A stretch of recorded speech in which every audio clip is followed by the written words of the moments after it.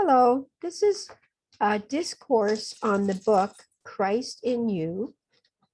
And today we will be studying part 3, lesson 8, God, the Only Life. And that starts on page 189 of the blue book.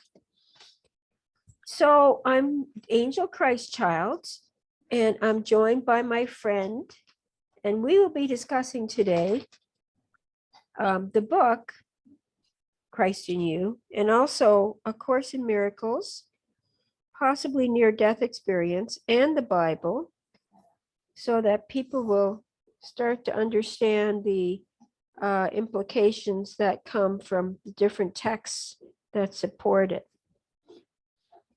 So I'd like to welcome my friend and our listeners. Yeah, welcome. We're getting further along in the book. My goodness, we really are. And every single lesson is so good, but this one in particular, I think is one of the really good ones. It really is, isn't it? It's rich. In fact, we're going to break it into 2 parts. There's so much to discuss in this lesson. Okay, so the 8th lesson, part 1, entitled God, the Only Life. I want to tell you how real, how true it is that nothing exists outside God. And I can best help you by the description of an experience of my own. So I'm just going to share something from A Course in Miracles right there. And what it says is nothing that God knows not exists. And what he knows exists forever, changelessly. And that comes from the text, chapter 30th. And that chapter is called The New Beginning Beyond All Idols. So for me, that means that if God doesn't know it, it doesn't exist. And what he knows exists forever because it's changeless, it's eternal. So we know through this book, Christ in You, and also from A Course in Miracles, it's a shadow world that we live in, and it's unreal, and it actually is non-existent. So I thought that was an important comparison between the 2 disciplines.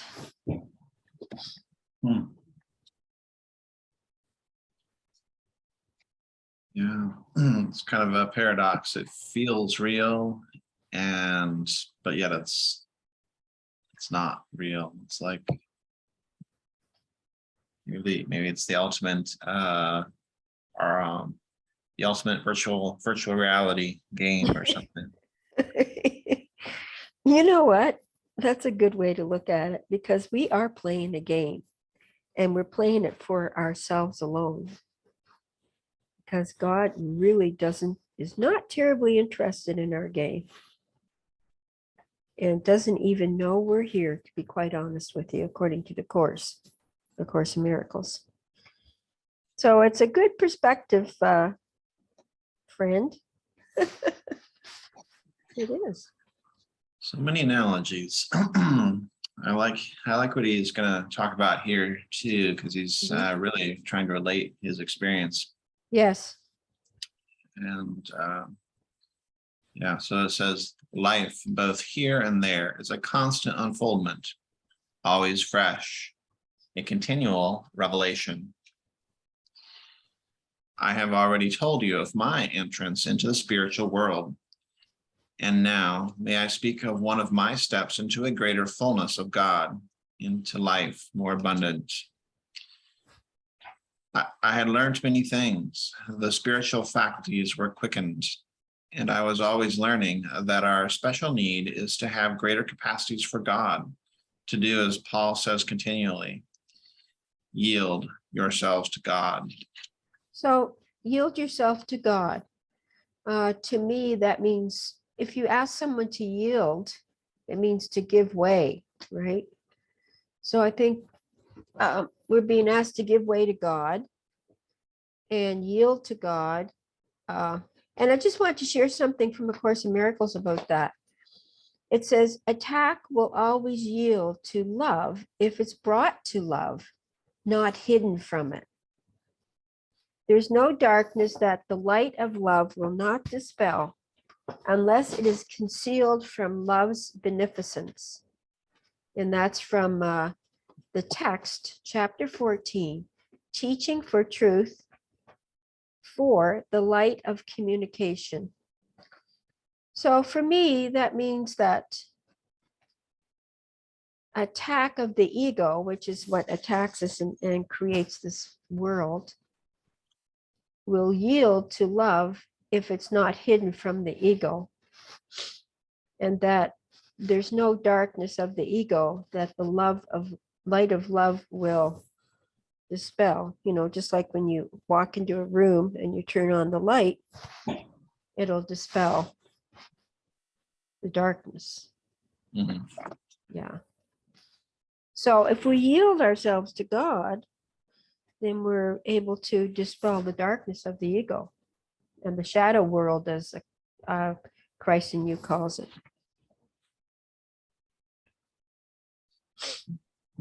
It's like a step of faith a little bit, because it's like you don't know unless somebody tells you, but he's like saying, oh, I'm telling you, I'm no longer in the virtual reality game any longer.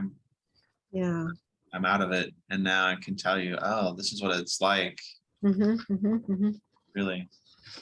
So you're stepping outside the virtual reality game, and you are allowing a different perspective, a lighter one, to come into your mind. Mhm. Right? Makes sense. There is a Bible verse here, Romans 6:13, Yes. referencing the word yield in the quotation, yield yourselves to God. And do not offer any part of yourself to sin as an instrument of wickedness, but rather offer yourselves to God as those who have been brought from death to life. That's a good one. Those that are brought from death to life. That's a pretty interesting comment that I would like to just briefly discuss, because when we yield our life to God, we're overcoming death, aren't we? We're inviting a new experience of life, certainly, and Indeed, it is. really creating ourselves anew. I've heard people say that essentially that's how they felt like before they realized or brought Christ into their life. They were maybe very, very wrapped up in their dramas and their whatever. But Yes. then after they realized they needed to live a more ethical, better life,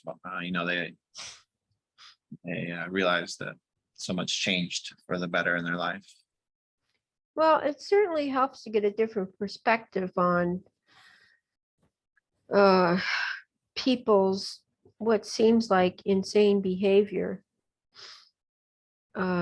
Because, right down at the root of it, you realize that a lot of it comes from the lack of connection to others and the lack of yielding to God. And that is critical to people's behavior. It actually changes the way they behave in this world.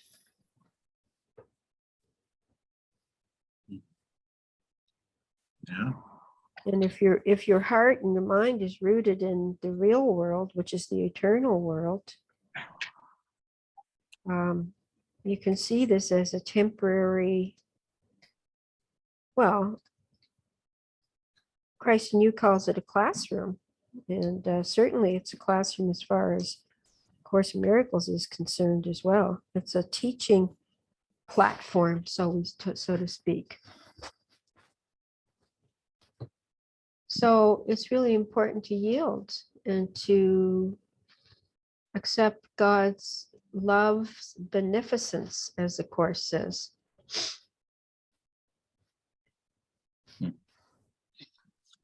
That's a good word, isn't it? It's not used that often. Beneficence. Mhm. Yeah. That's really, yeah, the last part of that Bible quote says, and offer every part of yourself to him as an instrument of righteousness. Yes. Okay. Hmm. So it was most wonderful to discover that my thought instantly produced an outer environment. So I think he's referring to his passing into spirit and realizing that there was not a time lag any longer. When he Mhm. thought something, it produced something, and it produced what appeared to be a reality to him. Immediate result. Mhm. Yeah. And then furthermore, it says, in fact, my thought came into being at once. For instance, I desire quiet for meditation. I am instantly in a grove, and all is stillness, inviting repose. I think music, and at once I hear sublimest strains, ravishing and melodious. I am satisfied. The music gently ceases. Truly, eye hath not seen, nor ear heard all that awaits us when we are in God. Wow. Isn't that amazing? It's just really hard, it's hard to grasp the power that awaits us in the afterlife. It's hard to get a sense of it. This helps somewhat. And honestly, I have to say that the more I study Christ, the more I apply my mind, the more I work to see this as an illusion, the manifestation is happening. Sometimes it's a little bit slower than I want it to be, and sometimes it's really immediate. But it can be something that we work here. We can manifest here. Jesus manifested here, Mm. and we were meant to manifest as well as he did, if not better. Because he was the way shower. We are meant to sit down and manifest together with each other. Mhm. Just amazing, isn't it? Yeah, it's amazing what awaits us, what realizations of our own power, our own creations, and all the Yes. good things. Then we can use our creative powers to glorify God instead of destroy each other. Wouldn't that be novel? And that'd be a good news story. Yeah, indeed it would be. Okay. Continuing on here, it says, I desire to help, and I am sent to people who are climbing up. And oh, exclamation point, the joy of helping them to their own. That is truly a wonderful joy. And I'm really praying that our work together, friend, gets out there and helps countless people in the illusion, consciously being aware of all this wonderful information we're imparting to them from A Christ in You and other books. But also keeping in mind that, according to A Course in Miracles, when one of the fragments, our fellow humans, understands this kind of information, then thousands and thousands are helped in the etheric field. I've always found that to be very encouraging.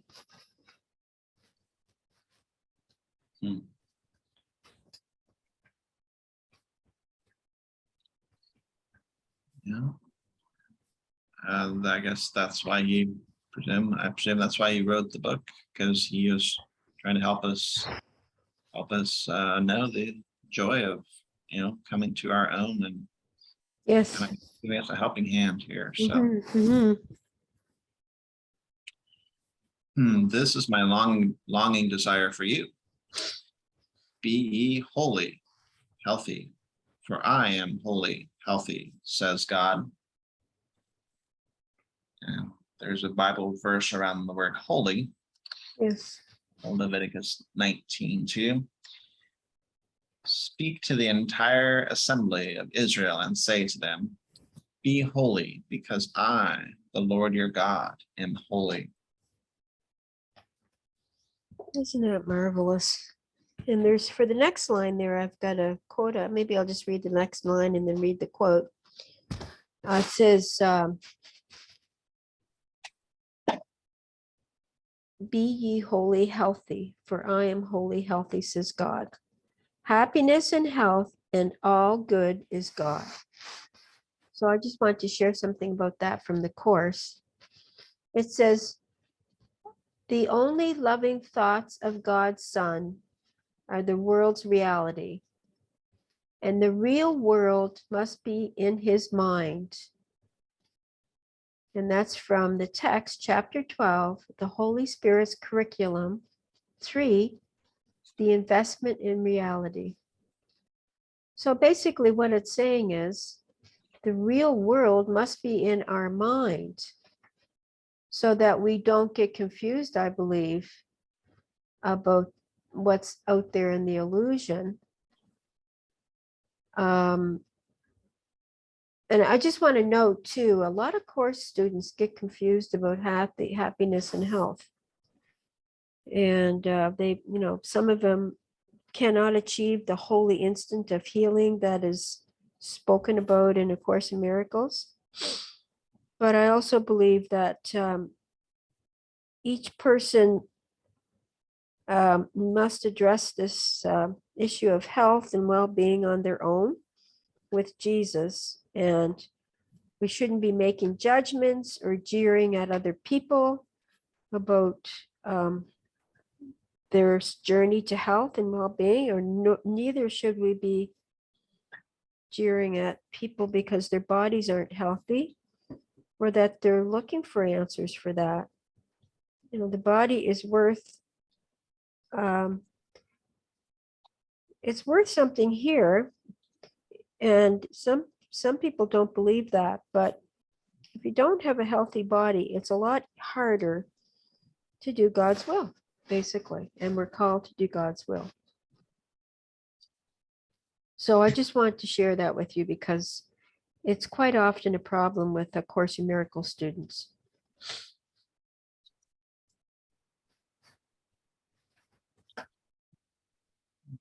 Well, that's reassuring to know that God intends for us to be happy, healthy. Essentially, God is wishing good. All good is God. How good is God? How he says it. Okay. Yeah. And there is no secret initiation, no mystery in God. You only need the heart of the child to enter the kingdom. Now again, that's a very important section. You only need the heart of a child to enter the kingdom. And I want to share something from A Course in Miracles about that. It's a workbook lesson. And it goes like this. It is this child in you your Father knows as his own son. It is this child who knows his Father. He desires deeply to go home, so deeply, so unceasingly. His voice cries unto you to let him rest a while. He does not ask for more than just a few instants of respite, just an interval in which he can return to breathe again the holy air that fills his Father's house. You are his home as well, he will return, but give him just a little time to be himself within the peace that is his home, resting in the silence and in peace and in love. And that's from A Course in Miracles workbook, part 1, lesson 182. And basically it's saying, if you could see the quote, it says his home, and that's in the his is in capital letters.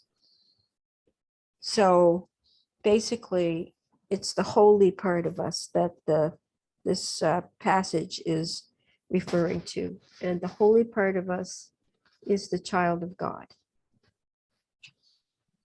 And I think all of us long for that home. And we long for something. We don't know what it is. And I think, for a lot of us, it's that feeling of being home with our Father, our Heavenly Father.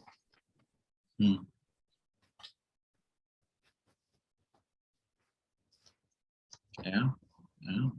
that's a powerful, good analogy. That it's really something really, I like it. Yeah. It feels good, but it's also, I feel sad for the child that longs to go home in me, the child in me that wants to be home. But like I said earlier, we can manifest here. We can have a little bit of heaven here. That's what it's saying. It's saying it's part of us, but we can allow it to let our inner child, our inner divine child, rest for a while and go home for a few instants of respite, as it says.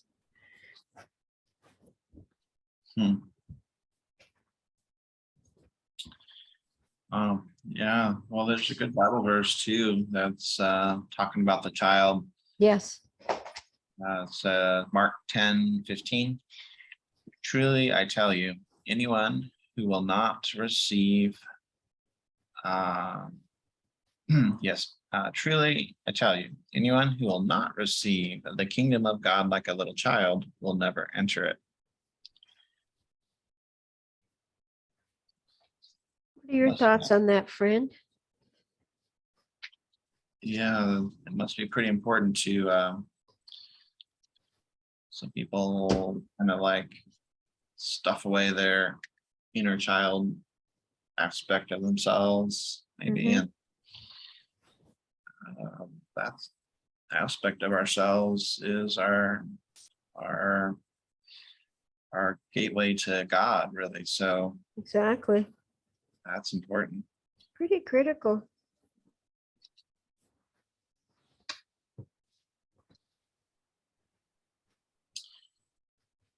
Yeah, so continuing, it is true in a beautiful sense that there is nothing hidden which shall not be revealed.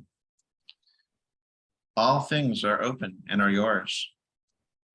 You are not always able to understand because you are not sufficiently evolved. But never forget that all is yours, for ye are God's. So there's something about that I want to share with you, friend. From Course in Miracles, it says, when you awaken, you will not be able to understand this because it is literally incredible. And then in italics, it says, do not believe the incredible now. Any attempts to increase its believableness is merely to postpone the inevitable. The word inevitable is fearful to the ego, but joyous to the spirit, because God is inevitable, and you can't avoid him any more than he can avoid you. And that's from the text, chapter 4, The Illusions of the Ego, Right Teaching and Right Learning.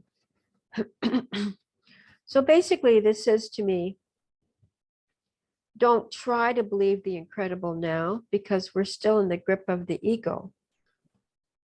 And joy comes from God, and God is inevitable. So it's inevitable that we will go back to God. And I think maybe trying to understand the incredible now would be beyond us because we're not sufficiently evolved, like the Christ in you says.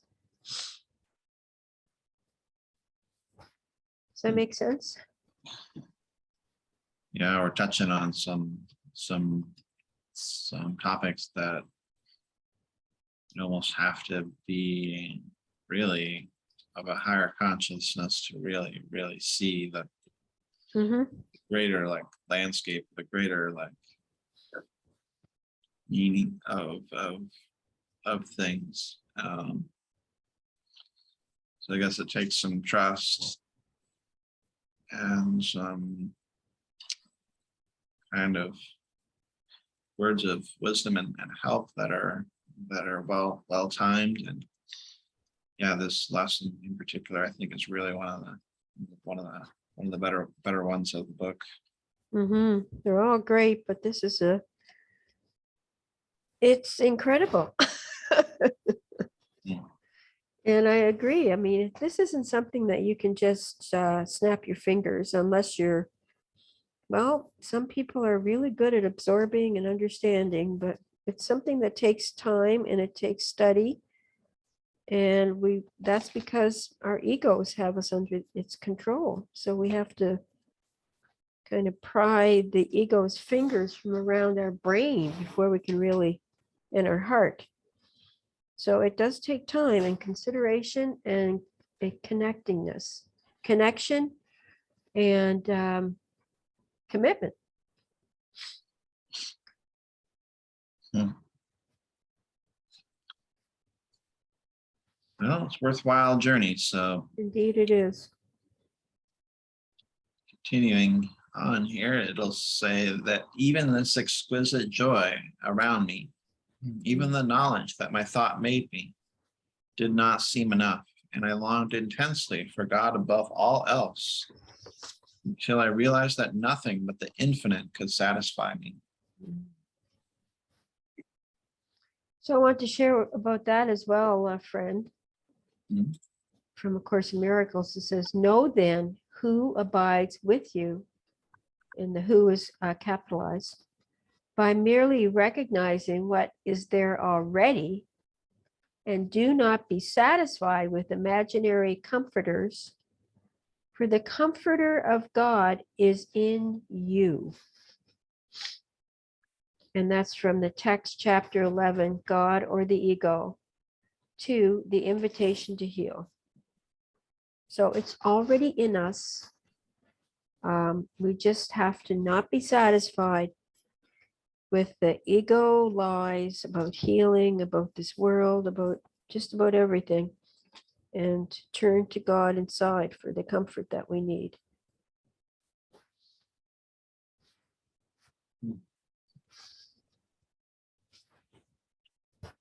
Well, yeah, it looks like he's got another good Bible verse here too around the word longed intensely. Reference number 1, Psalms 42:1. As the heart panteth after the water brooks, so panteth my soul after thee, O God. That's one of my favorite Bible verses. My late husband used to have a t-shirt with those words on it, and there was a deer drinking from the stream. It was just beautiful.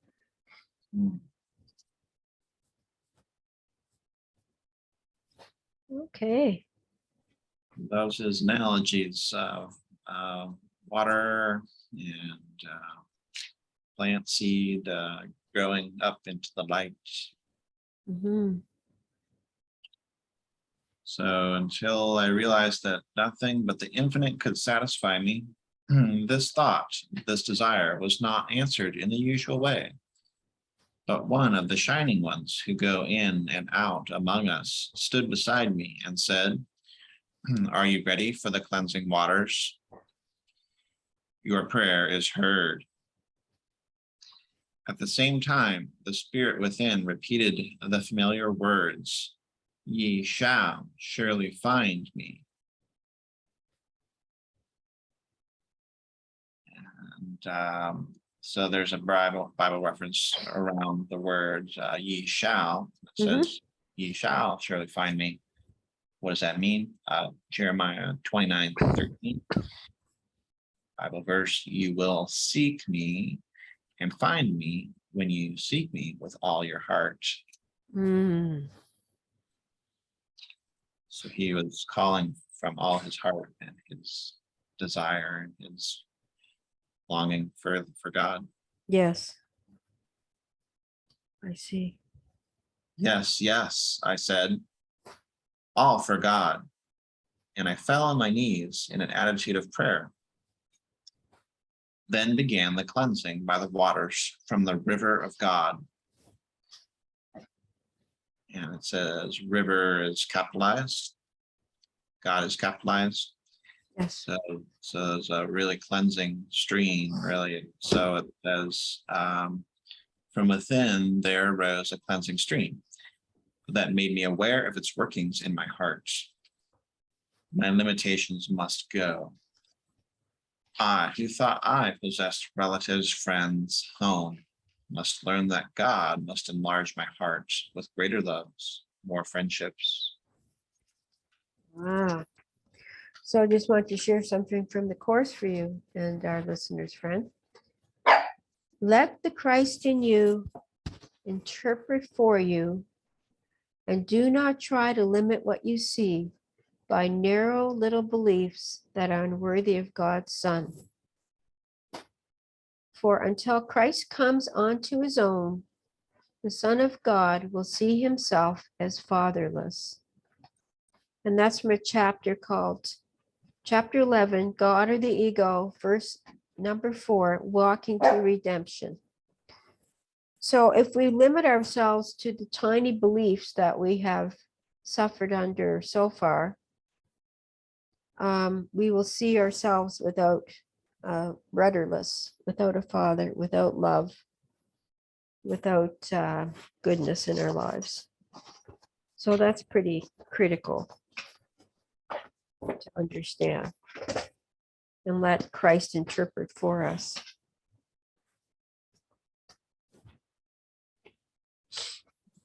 And to do that, you have to have a connection with Christ.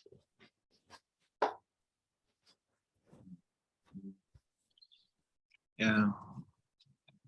He likes to use that heart. Heart is being cleansed by the stream. Right.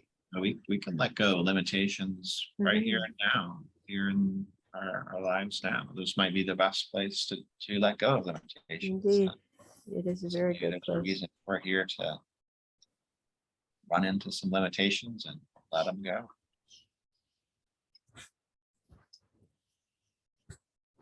Okay, shall we go on? Yes, there are no limitations where God is. No claiming of personalities. God is all. The waters were bitter, but you must do this for the great gain.